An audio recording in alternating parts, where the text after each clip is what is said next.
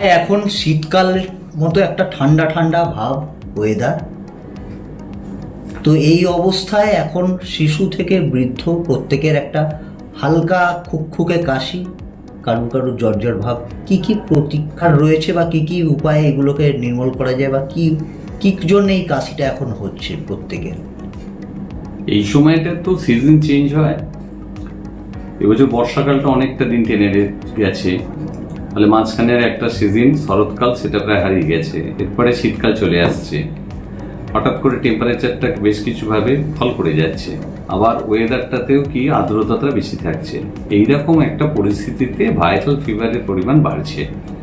আবার একটা বিপুল জনসমাগম হয়ে গেল এই পুজোকে কেন্দ্র করে, প্রচুর মানুষের ভিড়, সেখানে অনেক মানুষ গেছে, ফলে এই ভাইরাল যে ফিভারটা, ভাইরাসের যে ইনফেকশনটা, এইটা কিন্তু ছড়িয়ে পড়েছে পুরো সমাজের ভিতরেই, যেটা শহর থেকে গ্রাম পর্যন্ত সব জায়গাতেই। সেই জন্য এই সময় একটা ভাইরাল ফিভার সব মানুষেরই আসছে। ভাইরাল ফিভার এটা কমন, এটা এমনি 3-4 দিনে সেরে যায়। একটু সাবধানে থাকতে হয়, জল একটু বেশি করে খেতে হয়। যদি বেশি টেম্পারেচার থাকে, 100-র উপরে চলে যায়, তাহলে কখনো কখনো ক্যালপল ট্যাবলেট দরকার হতে পারে, কিন্তু বেশিরভাগ ক্ষেত্রে লাগে না। একটু নুন জলে কুলকুচি করা, ঠিক আছে, ঠান্ডা হাওয়া যাতে না লেগে যায় সেটা, মুখে একটা মাস্ক পরা, এইসব সাবধানতা থাকলেই সাধারণত এগুলো থেকে আমরা নিজেদেরকে বাঁচিয়ে ফেলতে পারবো। কিন্তু শুধুমাত্র ভাইরাল ফিভার হয়েছে মানে আমরা সবাই একই ক্যাটাগরিতে ধরলে হবে না। যদি দেখা যায় 3 দিনের বেশি জ্বর আসছে, তাহলে কিন্তু পরীক্ষা নিরীক্ষা করতে হবে, কারণ এই ওয়েদারে আবার ডেঙ্গু বাড়ছে, ম্যালেরিয়া বাড়ছে, তার সঙ্গে স্ক্যাব টাইফাস বাড়ছে। এই ধরনের যে অসুখগুলো, সেগুলোও কিন্তু এর সঙ্গে সঙ্গে পাশাপাশি বাড়ছে। সেই জন্য দেখা যায় যদি 3 দিনের বেশি জ্বর আছে, খুব দুর্বলতা আছে, তাহলে কিন্তু সাথে সাথে সমস্ত ধরনের পরীক্ষা করতে হবে। করে যদি দেখা যায় কোনো কিছু পাওয়া গেল, সাথে সাথে ডাক্তারদের সঙ্গে যোগাযোগ করতে হবে।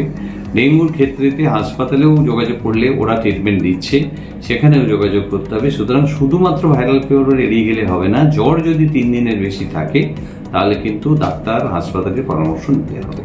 আবার এই যে কাশিটা, এটা কি ভিড় থেকেও কি হতে পারে বা আদার্স কোনো সংস্পর্শে বা কোনো কিছু, সেটা থেকেও কি এই শরীর খারাপটা হতে পারে বলে মনে হয়? এখন যেটা মেইন হচ্ছে যে পলিউশনের জন্য তো সবাইরই একটা ক্রনিক একটা কাশির জন্য ব্রঙ্কাইটিসের মতন একটা বিষয় কিন্তু থেকেই যায়। সেটা বাচ্চা থেকে শুরু হয়, কারণ হচ্ছে যে বাচ্চাদের তো সবার প্রথমে এফেক্টেড হয়, বড়রা তো নিজেদের একটা সামলাতে পারে না। সুতরাং ছোট থেকেই বাচ্চাদের এই ধরনের সমস্যাটা হয়। সেইটার জন্য যেটা পরিবেশ যদি উন্নত না হয়, এগুলো পুরোপুরি তো কাটানো যায় না।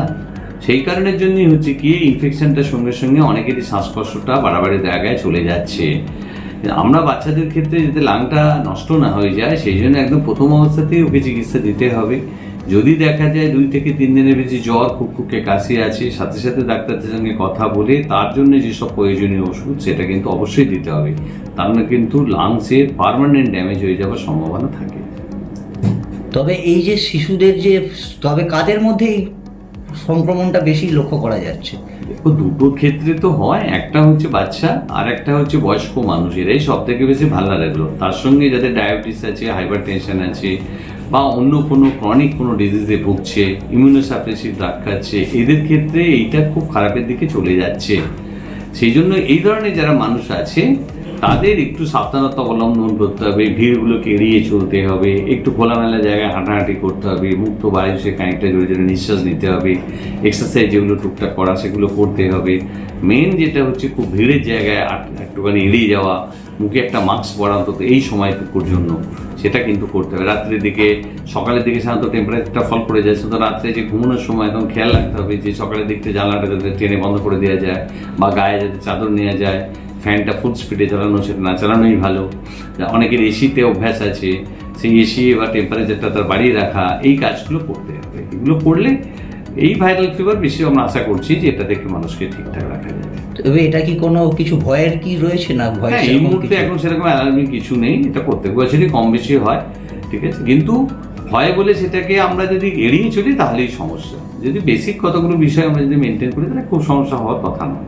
তবে একটা যেটা গুজব রটছে যে বেশিরভাগ ক্ষেত্রে নাকি যে কোভিডের টিকা নেওয়া হয়েছিল বা কোভিডের ফলেই বা তারপরেই কিন্তু এটা বাড়বাড়ন্তটা আরো বেশি হচ্ছে বা কম হচ্ছে, সেরকম কি কোনো কিছু? দেখুন, কোভিডের টিকার বিষয়টা এক্সাক্ট কি দাঁড়ালো সেটা তো এত তাড়াতাড়ি বোঝা যাবে না। এটা একটা দীর্ঘমেয়াদী ফসল। এমনিতে যাদের কোভিড হয়েছে তাদের ক্ষেত্রে লাং ফাইব্রোসিস হয়েছে, ঠিক আছে? সুতরাং সেটা কোভিডের জন্যই হয়েছে, সেটা যে ভ্যাকসিনের জন্য হয়েছে তা নয়। এবং মানুষের অ্যাকচুয়ালি ভ্যাকসিন তো যা হয়েছে, মানুষ নিজেই একটা ইমিউনিটি নিজেদের শরীরের ভেতর গ্রো করিয়েছে, সেই কারণের জন্য সেই ডিজিজটা কন্ট্রোল হয়ে গেছে। এইবারে ওটা যে ভ্যাকসিনের জন্য হয়েছে সেরকম কোনো প্রুফ কিন্তু পাওয়া যায়নি। বরং যেটা আমরা দেখেছি, পোস্ট কোভিড যাদের রয়েছে তাদের লাংসের একটা পার্মানেন্ট চেঞ্জেস হয়েছে, তাতে ফাইব্রোসিস হয়ে গেছে, অনেকের লাং ক্যাপাসিটি কমে গেছে, বিশেষ করে বয়স্ক মানুষ, ডায়াবেটিক মানুষ, হাইপার টেনশন মানুষ, তাদের ক্ষেত্রে একটু পার্মানেন্ট একটা হয়েছে। সুতরাং এটা টিকার জন্য হয়েছে বলে আমাদের কাছে সেরকম কোনো তথ্য এখনো পর্যন্ত আসেনি। বিভিন্ন মিডিয়াতে কথাবার্তা এসছে, কিন্তু সেটা স্ট্যাম্পড নয়। আপনার নাম পরিচয়? আমার নাম ডাক্তার উদয়ন দাস। আমি শিমুরে, আমার শাস্ত্রীয় নার্সিংহোমে আমি প্র্যাকটিস করি। খাবো সুইটস অ্যান্ড ক্যাটারার। আসুন একবার, আসতে হবে বারবার। গুণমানের সাথে আপোষ নয়, আপনার পছন্দ আমাদের দায়িত্ব। আজকের দিনে শারদীয় মরশুমে আনন্দে মাততে হলে অবশ্যই আসতে হবে নসিবপুরে বিখ্যাত আবার খাবো মিষ্টির দোকানে। ঠিকানা নসিবপুর স্টেশন ধার। যোগাযোগ 8617291231। পোস্ট অঞ্জন ঘোষ।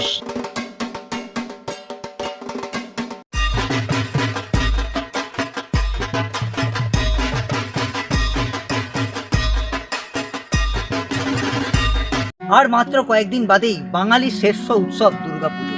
আর দুর্গাপুজোকে ঘিরেই কিন্তু মানুষের, রাজ্য রাজনীতি থেকে সমস্ত মানুষের কিন্তু উৎসাহ কিন্তু থাকে চোখে পড়ার মতো।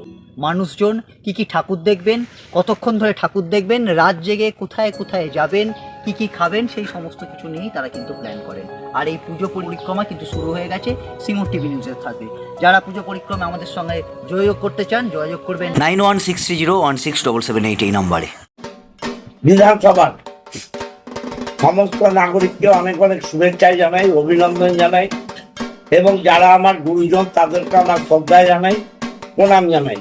মায়ের কাছে প্রার্থনা করি, মা প্রকৃতিকে ভালো করে দাও, মানুষ যাতে পুজো দেখার সুযোগ পায়, বাচ্চারা যাতে আনন্দ করতে পারে। আমি আবার মায়ের কাছে প্রার্থনা করি, আমার নাগরিকদের তুমি ভালো রেখো, সুখে রেখো, আনন্দে রেখো। নমস্কার।